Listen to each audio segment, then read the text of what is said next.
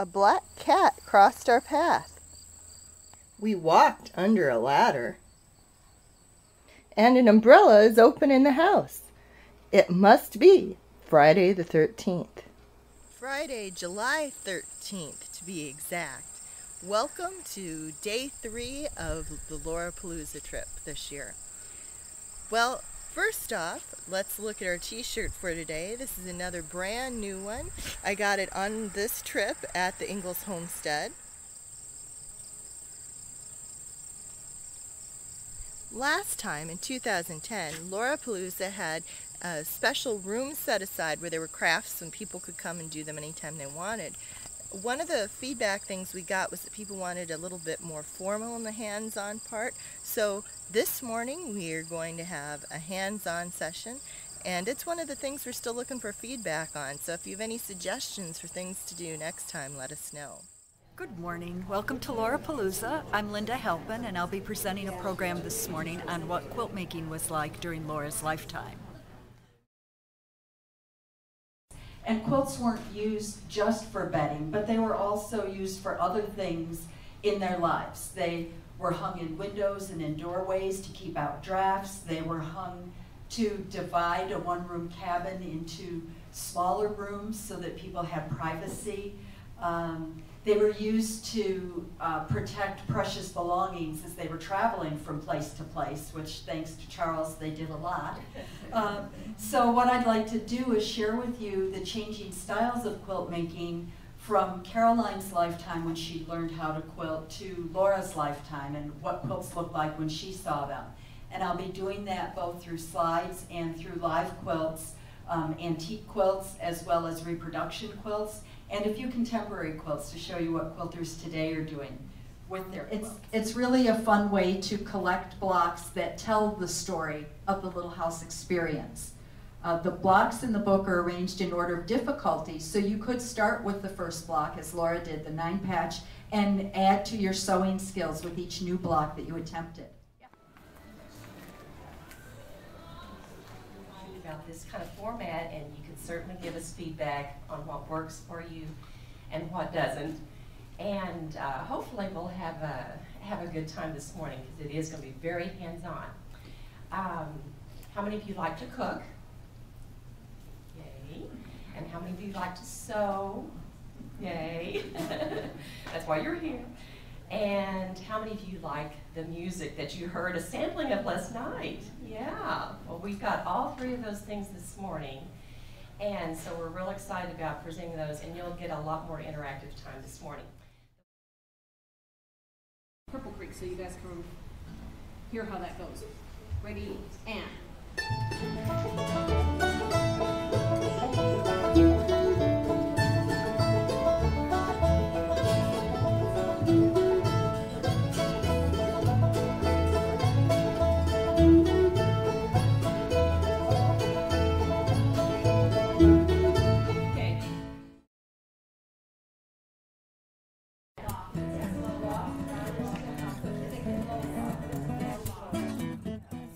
It doesn't matter.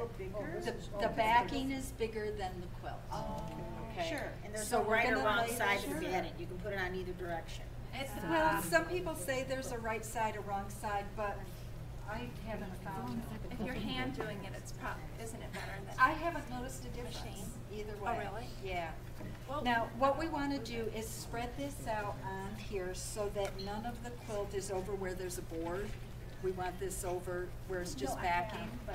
And what we're going to do is smooth this out. Be careful when you're smoothing that you don't stab yourself on the pins.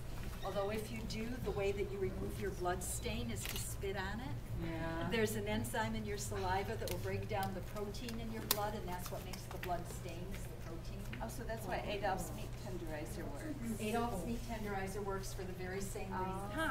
Because that breaks down the protein in the blood. Now, it doesn't work to spit on your neighbor's blood spot. First of all, it's rude.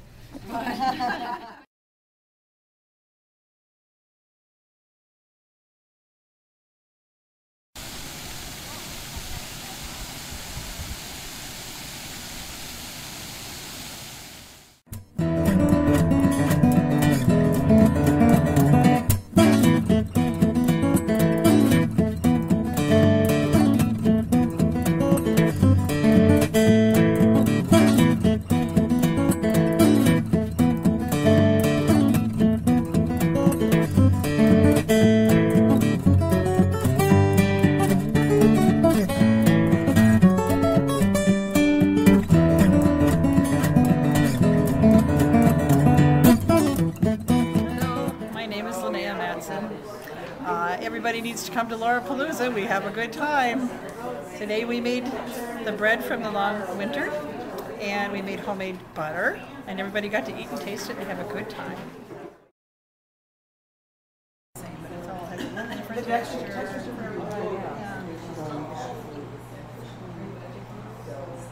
I've never found that it was I'm Wendy McClure, and I'm having a great time at LauraPalooza. I've got some long winter bread here and some fresh churned butter, and it's just a great time.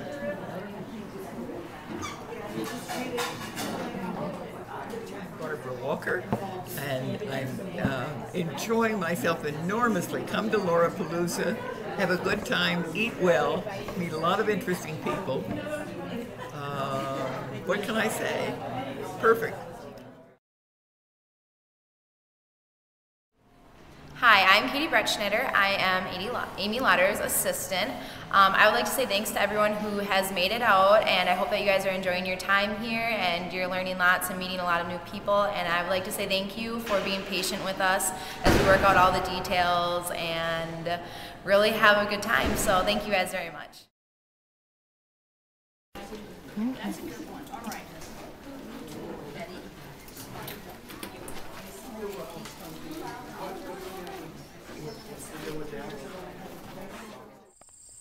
One of the highlights of the afternoon was the speech by Bill Anderson. We don't have any footage, but he talked about how people know about Laura from when she was a little girl and when she was an older lady writing, but there's a big piece in the middle where we don't know so much about Laura's life.